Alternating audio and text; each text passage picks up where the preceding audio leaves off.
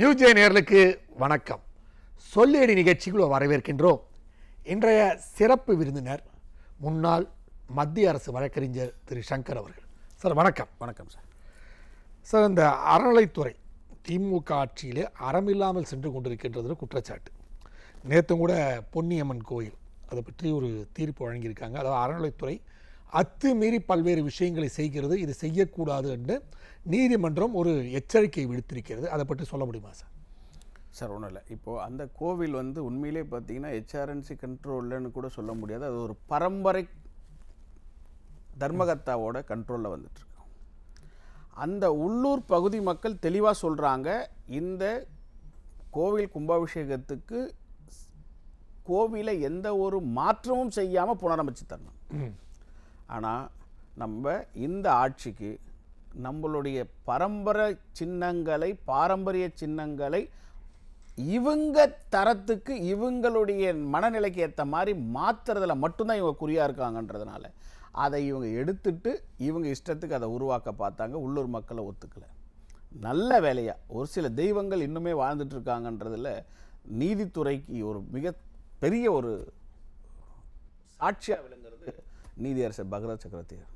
இந்த மாதிரியான கோவில்கள் இன்னைக்கு இந்த ஹியரிங் நடக்கல அப்படின்னா நிச்சயம் அந்த கோவில்கள் இடிக்க. ஏன்னா வரலாறு சொல்லுது, இந்த திராவிட மாடலாக இந்த திமுக ஆட்சியில் ஒரு நாள் வாய்தா போதும் அந்த இடத்தை இவங்க மொத்தமாக முடிக்கிறதுக்கு.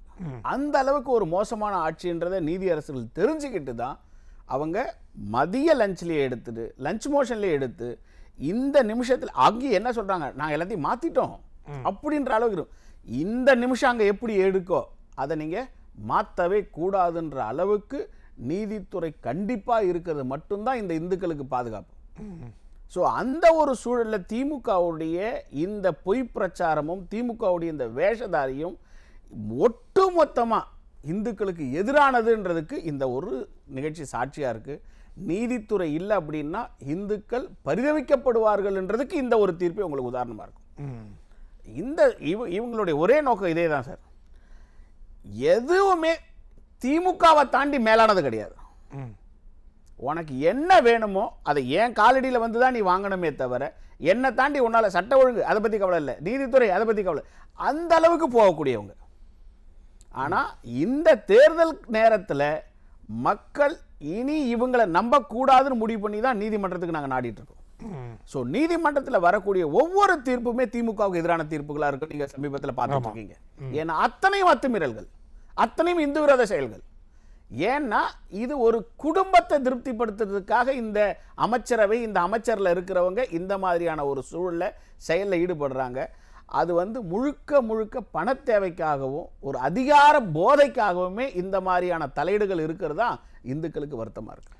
அதே மாதிரி சார், விழுப்புரம் மேல்மலைன்னு ஒரு ஆலயம், அங்கே திருவிழா நடந்து கொண்டிருக்கின்றது. பக்தர்களுக்கு எந்த விதமான அடிப்படை வசதி கூட செய்து தராமல் அங்கே பக்தர்கள் வஞ்சிக்கப்படுகிறார்கள். சாலையில் அவங்க படுக்க வேண்டிய சூழ்நிலை. கடந்த பல நாட்களாக அங்கே தங்குவதற்கோ இல்லை கழிப்பறையோ இல்லை குடிக்க நீரோ எதுவுமே இல்லை. ஆனால் அந்த பணத்தை மட்டும் அறநிலைத்துறை வாங்கிக்கிறதை தவிர பக்தர்களுக்கு அடிப்படை வசதி கூட செய்து தராத ஒரு அரசாக இருக்கிறது என்று கண்டன அறிக்கைகள் வெளியிடப்படுகிறது. எப்படி பார்க்குறீங்க சார்? இது புதுசு இல்லை சார். திமுகவுடைய முகமே தான், திமுகவோட முகமே தான். எப்படி அண்ணாமலையார் திருவண்ணாமலை கோயிலுக்கு பௌர்ணமி ஒரு மிகப்பெரிய மைல்கல்லா மாறிச்சோ, அதுபோல அங்கிருந்து ஒரு 30 கிலோமீட்டர்ல இருக்கக்கூடிய அங்காள பரமேஸ்வரி அம்மன் கோவிலில் ஒவ்வொரு அமாவாசைக்கும் இந்த திருவிழாக்கள் நடந்துட்டு இருக்கு. அதில் முத்தாய்ப்பா தேர் திருவிழா அன்னைக்கு லட்ச மக்கள் அங்கே சேர்ந்துட்டு இருக்காங்க. இந்த திமுக அரசு மக்கள் மேலே சார், அவங்கள பக்தர்களாக மதிக்க வேண்டாம் சார், நீங்கள் ஒரு மக்களாக மதிச்சுங்க. அங்கே வரக்கூடிய லட்ச பெண்கள் தன்னுடைய இயற்கை உபாதைக்கு கூட அங்கே கண்கலங்க வேண்டிய ஒரு சூழலை உருவாக்கிட்டாங்க. அவங்க ஒதுங்க முடியாது. எவ்வளவு நேரம் சார் அவங்களாலாம் ஒரு மனசை கட்டுப்படுத்திட்டு வச்சிருக்க முடியும்? இதெல்லாம் கூட தவிர்த்துட்டு குழந்தைங்க அத்தனை பேரும் நடு ரோட்டில் படிக்க வேண்டியது சார்.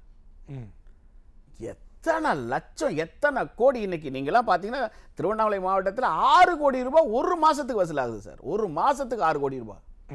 அங்காள பரமேஸ்வரில் கோடி கணக்கில் வசூலாகுது. நான் உங்கள் அரசாங்க பணத்தையே கேட்கல சார் கோவில் நிர்வாகம். நான் கேட்கறது ஒன்று, இந்த உண்டியல் காசை எடுத்து நீங்கள் இந்த மாதிரி பக்தர்களுக்கு சேவை செஞ்சால் என்ன?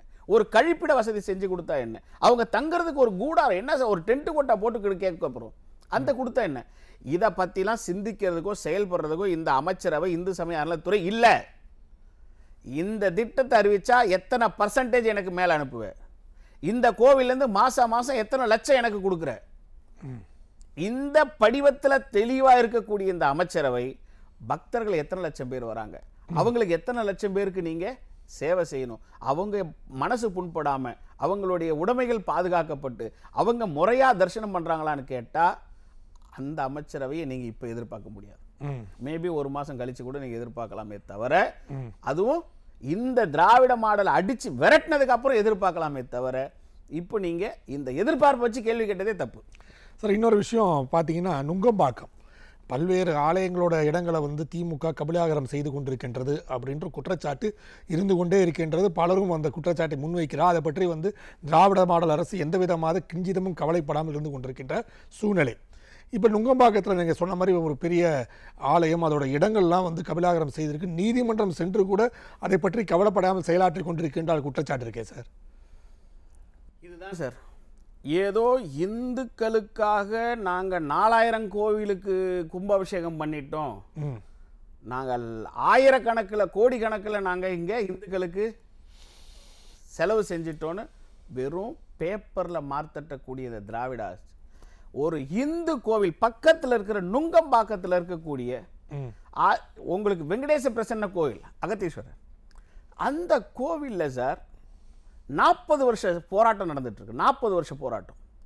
செகண்ட் அப்பீல்ல மெட்ராஸில் செகண்ட் அப்பீல்ல இந்த இடம் கோவிலுக்கு சொந்தமானது, அதில் இருக்கிறவங்க உடனடியாக அகற்றப்படணும்னு சொல்கிறாங்க சார். அதை எதிர்த்து ஒரு சாரார் சுப்ரீம் கோர்ட் போகிறாங்க. சுப்ரீம் கோர்ட்டில் 22வது வருஷம் 2022 இந்த திராவிட மாடல் ஆட்சி பதவியேற்ற உடனே சுப்ரீம் கோர்ட்டில் உத்தரவு போடுறாங்க, இந்த இடம் இந்து சமய அறநிலையத்துறையில் இருக்கக்கூடிய அந்த வெங்கடேச பெருமாள் கோவிலுக்கு தான். அந்த கோவிலில் இருக்கக்கூடிய இந்த சொத்தில் இருக்கக்கூடிய ஆக்கிரமிப்பை உடனடியாக அகற்றணும்னு அரசுக்கு உத்தரவு போடுறாங்க சார். இந்த நிமிஷம் வரைக்கும் 2022லேருந்து 2026 வந்துருச்சு சார். சார் இதை பற்றி வாய் பேசுறதுக்கு முதல்ல தகுதி இருக்கான்னு கேளுங்க சார் அமைச்சருக்கு. எங்கேயாவது இதுக்கு பொண்ணான பதிலை சொல்றதுக்கு ஒரு கட்ஸ் இருக்கான்னு கேளுங்க. நீங்க சொல்லுவீங்களா திராவிடம்னாலே, இப்ப நேத்து முதலமைச்சர் சொல்ற பத்தியா கண்டென்ட் கிங், உங்க கண்டென்ட்டை தூக்கி இதுல போடுங்க சார், சுப்ரீம் கோர்ட் தீர்ப்புல சொல்லுங்க. எஸ்எல்பியில் உங்களுக்கு எனக்கு புரியல, ஒரு சாராருக்கு நீங்க கொடுக்குற இந்த மரியாதை ஏன் இந்துக்களுக்கு கொடுக்க மாட்டீங்க? இந்து கோவிலை நீங்க அப்ப வச்சிட்டு இருக்கீங்க, அரசாங்கம் எல்லாருக்கும் பொதுன்னும் போது இந்துவையும் நீங்க விட்டுற வேண்டியது தானே. உங்களுக்கு வேணும், உங்களுடைய சுயநலத்துக்கு வேணும், உங்க ஆட்சி அதிகாரத்துக்கு அது பயன்படணும்னா அதுக்கு ஒரு பார்வை. ஆனா கொள்ளடிக்கிறதுக்குனே நீங்க இந்து சமய அறநிலையத்துறையை வச்சுக்கணும்னு இதுக்கு ஒரு பார்வை. இவ்வளவு வசதிகள் இருக்கு, இவ்வளவு பணங்கள் இருக்கு. ஒரு ஒரு தகவல் நான் இப்ப படித்தேன் சார். கன்னியாகுமரியில நம்ம பகவதி அம்மன் கோயிலுக்கு அந்த திருவிதாங்கூர் சமஸ்தானத்தில் இருக்கும்போது 10,000 ஏக்கர் இருந்துச்சு சார். 1926 ரெக்கார்டு பிரகாரம் கன்னியாகுமரி அம்மனுக்கு 10,000 ஏக்கர் அந்த சமஸ்தானத்தில் இருந்துச்சு. திருவாங்கூர் சமஸ்தானத்திலிருந்து நாம கிட்ட கொடுக்கும்போது இன்னைக்கு எத்தனை ஏக்கர் சார் இருக்கு? எடுத்து வச்சுக்கிறதெல்லாம் யாரு சார்? எதுக்கெல்லாம் வாய் திறக்க தயாரா இருக்காங்களா சார் இந்த அமைச்சரவையில்? இந்த இந்து சமய அறநிலையத்துறைக்கு தயாரா இருக்கா? கமிஷனர் சொல்லுவாரா? உங்க அமைச்சர் சொல்லுவாரா? ஆனா இதையெல்லாம் சொல்லக்கூடிய நேரம் தருணம் இப்ப வந்துருச்சு. அகத்தீஸ்வரர் கோயிலில், பிரசன்ன கோயிலில் இருந்து, நுங்கம்பாக்கம் கோயிலில் இருந்து கன்னியாகுமரி இருக்கக்கூடிய அத்தனை உருட்டையும் திருட்டையும் பொய்யையும் புகட்டையும் இந்த ஆட்சி அதிகாரிகள் இருக்கிறவங்க மறைச்சும் கூட இனி அதையெல்லாம் மறைக்க முடியாதுன்னு நீதிமன்றத்துக்கு வழக்கு வந்துருச்சு. இனி இந்த சார் ஒரே விஷயம், கண்டென்ட்டுக்கு இங்க திமுகவுக்கு இனி கண்டென்ட் கொடுக்கறதே நீதிமன்றம் சார். இனி கண்டென்ட் கொடுப்போம் பாக்க. இன்னொரு விஷயம் சார், இப்போ வந்து 4000 கோயிலுக்கு நாங்கள் கும்பாபிஷேகம் செய்திருக்கிறோம்ன்ற விஷயத்தை வந்து முதல்வர் பதிவு செய்கிறார். ஆனால் அதே நேரத்தில் பார்த்தீங்கன்னா இப்போ தேர்தல் நெருங்குகின்ற சூழ்நிலை அவசரமாக பல கோயில்களை அரைங்குறையுமாக அந்த பணத்தை அடிப்பதற்காக கும்பாபிஷேகம் நடைபெறுகிறது என்ற செய்திகள்லாம் வெளிவருதே சார், இது உண்மைதானா சார்? இது செய்தி மட்டும் இல்லை, நீதிமன்றத்துக்கே போகுது பல வழக்குகள். இது இப்போ ஒரு நீங்கள் கள்ளக்குறிச்சி மாவட்டம் தென்பெண்ணை ஆற்றங்கரையில் இருக்கக்கூடிய ஆதி திருவரங்கம் கோவில், பெருமாளோட கோவில் கிட்டத்தட்ட 3000 வருஷம் பழசு சார். திருவரங்க பெருமானை விட 2 மடங்கு பெரியவர் அவர். அந்த அளவுக்கு பிரம்மாண்டமான ஒரு கோவில் சார். அந்த கோவிலில் இப்போ ஒரு 10-20 நாளைக்கு முன்னாடி ஒரு கும்பாபிஷேகம் பண்ணுறாங்க சார். சார் செவத்துக்கு உண்ணா சுண்ணாம்பு அடிக்கல சார். செவத்துக்கு சுண்ணாம்பு மட்டும் இல்லை சார், அந்த இந்த சிமெண்ட் பூசுவாங்களே சுண்ணாம்பு அடி, அந்த கல் கொத்தி விட்டுருக்காங்க சார். கொத்தி விட்டதோட உனக்கு கும்பாபிஷேகம் பண்ற என்னத்துக்கு அவசரம்? அடுத்த முறை வர முடியாதுன்னு நீ தெளிவா முடிவு பண்ணதுனால தானே இந்த அவசரத்தை காட்டுற. அப்போ மக்கள் உன் மேல இருக்கிறாங்க, வெறுப்புல இருக்கிறாங்கன்றதை நீ பதிவு பண்ணியிருக்கல. திமுக அடுத்த முறை ஆட்சிக்கு வர முடியாதுன்ற தெள்ள தெளிவான நோக்கத்தில் ஓ மனசுல பட்டதுனால தானே இன்னைக்கு இருக்கக்கூடிய அவசரமா. ஏன் சார், சோமாஸ்பாடி முருகர் கோவில்னு திண்டிவனம் ரோட்ல இருக்கு சார். திருநாளங்க வரும்போது அங்க இருக்கிற எம்எல்ஏ கூப்பிட்டு சொல்றாராம், அதெல்லாம் எனக்கு தெரியாது, இன்னைக்குள்ளே நீங்க இந்த மாசத்துக்குள்ள நீங்க கும்பாபிஷேகம் பண்ணணும்னு. சார் இது நடக்காது, 20% கூட வேலை செய்யல. அதெல்லாம் எனக்கு தெரியாது, கல்வெட்டுல என் பேர் இருக்கணும், திமுக இதை குடமுழுக்கு பண்ணிச்சுன்னு இருக்கணும், நீங்க உடனே பண்ணுங்க. அங்க இன்னொரு கோஷ்டி சார், நீ என்ன எம்எல்ஏ, நான் மந்திரி பெத்த புள்ளக்கிறேன், மந்திரி அவன் சொன்னாலாம் கேட்கக்கூடாது, அவன் இந்த வாரம் சொன்னா நீ அடுத்த வாரம் வை. இந்த கூத்து நடக்குது சார். அங்க மந்திரி புள்ள ஒரு தேதி ஃபிக்ஸ் பண்ணுவாரு, எம்எல்ஏ ஒரு தேதி ஃபிக்ஸ் பண்ணுவாரு. இப்ப எதில் பண்றதுன்னு அவங்களுக்குள்ள குழப்பம் இருக்கு. ஆனா 20% வேலை நடந்திருக்கு. எதுக்கு இந்த தற்பெருமை? எனக்கு அது புரியல சார். நீ 4000 கோடி கும்பாபிஷேகம் பண்ணி என்ன பண்ண போற? இந்துக்களுக்கு எதிரான வேலை செய்ய போற, இந்துக்களை திட்ட போற, இல்ல இந்து கோயில் உள்ள நான் போனேன், நான் சாமி கும்பிட்டேன் போறியா? இல்ல உள்ள போய் வச்ச உடனே பொட்டு அழிக்க போற. எதுக்கு உனக்கு இந்த கேவலமான தற்பெருமை? எதுக்கு? ஒரு விஷயத்தை செஞ்சா கூட உலகம் போற்றுற மாதிரி, அந்த பக்தர்கள் போற்றுற மாதிரி, அந்த தெய்வம் ஏத்துக்கிற மாதிரி சிறப்பா பண்ணுங்க சார். சார் அடுத்து திருவண்ணாமலை, இது ஏவாவேலு முதல்ல பிச்சாண்டி வந்து அங்கே கொஞ்சம் பல்வேறு அரசியலை பண்ணி கொடுத்தாங்க அந்த கோயிலை. இப்போ ஏவாவேலு கண்ட்ரோலில் அந்த கோயிலுக்கு வந்துருச்சு அப்படின்னு சொல்லப்படுது. பல ஊழல்கள் அந்த கோயிலில், அந்த நீதிமன்றம் வந்து பல குட்டுகள் வைத்து கொண்டு இந்த கோயில் விஷயங்கள் இருந்தாலும் அதையெல்லாம் மீறி வந்து திருவண்ணாமலை கோயிலே தான் பேக்கெட்டுக்குள்ளே விற்பதற்கான முயற்சியெல்லாம் நடைபெற்று கொண்டிருக்கிறது ஏவாவேலு மூலமாக. அந்த ஊழல்கள் பற்றி கொஞ்சம் சொல்லுங்கள் சார். சார் ஏவாவேலு நினைக்கலாம் நான் தான் அண்ணாமலையாருக்கு பெரிய ஆளுன்னு. ஆனால் அண்ணாமலையாருக்கு தெரியும் ஏவாவேலை கொட்டு வைக்க நம்ம உச்ச நீதிமன்ற நீதியரசர் மகாதேவன் அனுப்பணும்னு. சார் ஏவாவேலுக்கு நான் பல முறை சொல்லியிருக்கேன், திருவண்ணாமலை கோவில் வாசப்படியில் கூட கால வைக்காத வேண்டாம் நான், அந்த அளவுக்கு என்னுடைய பெரியாருடைய கொள்கையை நான் பின்பற்றவேன்னு சொல்லி பேசுவார். ஆனால் அதே ஏவாவேலு கலசத்தை தூக்கிக்கிட்டு வந்து ராஜகோபுரத்துக்கு முன்னாடி 6.5 கோடிக்கு நான் இங்கே வணிக வளாகம் கட்ட போறேன்னு சொல்லி பூஜை பண்ணவர் தான் அந்த ஏவாவேலு. கேவலம் மனுஷ பிறவியில் இருக்கக்கூடிய உனக்கே மந்திரியான உடனே இவ்வளவு அகங்காரம் வருது, அடிமுடி காட்டா அண்ணாமலையாருக்கு எவ்வளவு அகங்காரம் வரும்? அடுத்த நிமிஷமே நான் கங்காபூர்வாலா ஜட்ஜி முன்னாடி நான் பெட்டிஷன் போட்டுறேன், என் பெட்டிஷன் விசாரணைக்கு வர்றதுக்குள்ளேயே மகாதேவன் ஜஸ்டிஸ் அன்னைக்கு சென்னை உயர்நீதிமன்றத்தில் இருந்து தானே முன்வந்து இப்படி ஒரு முட்டாள்தனத்தை ஏதாவது செய்ய முடியுமாடா? ஒரு ராஜகோபுரம் ஆண்டாண்டு காலமா மக்கள் நின்று அண்ணாந்து பார்த்து கோபுர தரிசனம் பார்க்கறதுக்கு வாசப்படியில் எவனா போய் ஒரு வணிக வளாகம் கட்டுவானான்னு சொல்லி தானே முன்வந்து அந்த வழக்குக்கு தடை விதிச்சுட்டு போனார், அந்த திட்டத்தை தடை விதிச்சுட்டு போனார். அதை திருப்பியும் கட்டுவேன் அவர் நீதியரசராக போனதுக்கு அப்புறம் முடிவெடுக்கும் போது தான் நீதியரசர்கள் பெஞ்ச், செகண்ட் பெஞ்சில் இருக்கிறவங்க நேரடியாக கலாய்வு செஞ்சாங்க. அதில் கூட திமுக ஒருத்தர் வந்து பயங்கரமாக அட்வைஸ் எல்லாம் பண்ணிட்டு இருந்தார் இல்லையா? ஏண்டா இவ்வளவு பழமையான கோயில், 1000 வருஷத்துக்கு மேலே இருக்கக்கூடிய பழமையான இந்த மதில் சுவருக்கு நடுவில் எவ்வளவு பெரிய பில்லரை கட்டிக்கிட்டு என்னடா பண்ணுறீங்கன்னு அவர் நீதியரசர் கேட்குறாரு. ஐயா அது வந்துங்க, அது போய்ங்கன்னு, நீ யாராவன்னு கேட்டார். நீ யாராவன், நான் விசாரிக்கிற இடத்துல உனக்கு என்ன வேலைங்க அப்படின்னு திமுக காரங்க எதுக்குன்னா, மந்திரிகிட்டே நான் விளக்க, அந்த நீதியரசர்கிட்டே நான் விளக்கம் சொல்லிட்டேன்னு மந்திரிகிட்ட போய் சொல்லணும். ஐயா நீதியரசர் கேட்டார்யா, நான் கரெக்டாக சொல்லிட்டேன்யா, நம்ம பண்ணுறதெல்லாம் கரெக்டுன்ற மாதிரி அவர்கிட்ட புரிய வச்சுட்டேன்யா அப்படின்னு நீ மந்திரிகிட்ட சொல்லணும். ஸோ அப்போ மந்திரிக்கு நம்ம திட்டத்துக்கு மக்களுடைய ஆதரவு இருக்குதுன்னு நீதியரசர் நம்பணும்.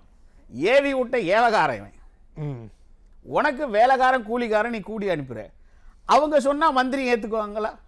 அவங்க சொன்னா நீ ஏத்துக்கலாம் மந்திரியா? நீதியரசர் ஏத்துக்குவாங்களா? மாட்டாரு. அதனால தான் கேட்டாரு, நான் விசாரிக்கிற இடத்துல நீ யார்யா? நான் அதிகாரிகளை கேட்டுக்கிட்டு இருக்கேன், அறிவில்லாத முட்டாள்கள்கிட்ட கேட்டுட்டு இருக்கேன்.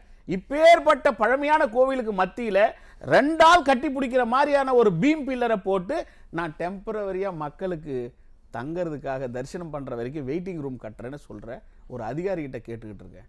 நீ இந்த இடத்துலலாம் பேசவே கூடாதுன்னு நீதியரசர் கோவப்பட்டார். அதனாலதான் இன்னைக்கு தடை உத்தரவு வந்திருக்கு. எத்தனை தடை சார் வாங்குவாங்க அண்ணாமலையார் கோயில்ல இந்த திமுக அரசு? காரணம் என்ன தெரியுங்களா? அதுல இருந்தது 150 கோடி ரூபாய் டெபாசிட் சார். ஆண்டாண்டு காலமா இருந்த அந்த டெபாசிட்டை அலங்கார வளைவு கட்டுறேன், வணிக வளாகம் கட்டுறேன்னு நாசகோசம் பண்ண ஆட்சி சார் இது. சிமெண்ட் ரோடு போடுறேன்னு கோவில் காசை எடுக்கிற. அதனால வணிக வளாகம் கட்டணும், கோவில் நலங்கள் எது இருந்தாலும் திமுக கிட்ட உடனே கொடுத்துடணும். இப்போ வணிக வளாகம் எதுக்காக தெரியுமா கட்டுவாங்க? டென்ட்ன்ற பேரில் அந்த கடையை பூரா திமுக காரன்ட்ட கொடுக்கணும். ஸோ திமுக காரன் பூரா ஒரு முறை ஹெச்ஆர்என்சிக்குள்ள டெனண்டாக வந்துட்டான்னா ஆண்டாண்டு காலமாக அவன் நீதிமன்றத்துக்கு போனால் கூட அவரே டெனண்டாக நீடிக்கக்கூடிய ஒரு சூழல் வரும். கடைக்கு 30 லட்ச ரூபா கமிஷன் மட்டும் இவங்க வந்திருக்க வாங்கிக்குவாங்க. இந்த கேவலத்துக்காவா சார்? எனக்கு என்னமோ ஏவாவேல் அண்ணன் பாவம், அவர் பஸ் கண்டக்டராகவே இருந்திருக்கலாம். பாவம், பணத்தாசை வந்தாலும் வந்துச்சு. மனுஷன் இன்னைக்கு பல லட்சம் கோடிக்கு அதிபதின்ற அளவுக்கு ஒரு பேர் எடுத்துட்டார். பல கல்லூரிகள்லாம் கட்டிட்டாரு, எல்லாம் பண்ணிட்டாரு. கல்லூரிக்கு இந்த திருக்கோவிலூர் சாலையிலேருந்து மணலூர்பேட்டை சாலை வரைக்கும் தான் எல்லாம் நினைச்சோம். அதை தாண்டி இன்னைக்கு கள்ளக்குறிச்சி சாலை வரைக்கும் தன்னுடைய ஆதிக்கத்தை விரிவாக்கணும் அப்படின்னு சொல்லிட்டு, ஏன் கள்ளக்குறிச்சி மாவட்டம் எல்லா வரைக்கும் தான் கல்லூரி இருக்கணும்னு சொல்லிட்டு அருணி ஹாஸ்பிட்டலில் கொண்டு போய் அங்கே கட்டியிருக்காரு. வசந்தம் கார்த்திகேயனுக்கு தன்னுடைய பினாமியா வச்சிருந்தவர் இன்னைக்கு வசந்த கார்த்திகேயன் தன்னை முந்திட்டாருன்னு அவரை எப்படி அடைக்கல? ஏற்கனவே உங்களுக்கு தெரியும், செஞ்சி ராமச்சந்திரனை வளர்த்து விடுற மாதிரி வளர்த்து விட்டு அவர் எப்படி அவர் பொன்முடிக்கிட்டு போன உடனே அவரை சுத்தமாக சிஎம் பார்க்கறதுக்கு கைத்துக்கு வெளியே நிற்க வச்சார், முன்னாள் அமைச்சர் கூட இல்லாமல். அந்த நிலைமை இன்னைக்கு வசந்த கார்த்திகேயனுக்கு உருவாக்கிட்டார். கண்டிப்பாக சார், உங்கள் நேரத்தை ஒதுக்கி எங்களுக்கு பேட்டி எழுது மிக்க மகிழ்ச்சி. நன்றி சார்.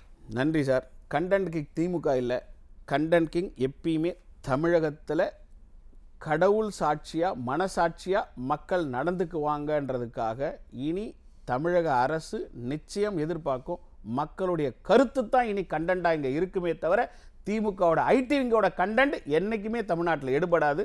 இதற்கு உறுதுணையாக நீதிமன்றம் இருக்கிறதுல நாங்கள் கர்வப்படுறோம், பெருமைப்படுறோம். கண்டிப்பாக சார், மிக்க மகிழ்ச்சி. நன்றி சார். நேரில் மீண்டும் அடுத்த சொல்லியடி நிகழ்ச்சியில் சந்திப்போம். அதுவரை நன்றி, வணக்கம்.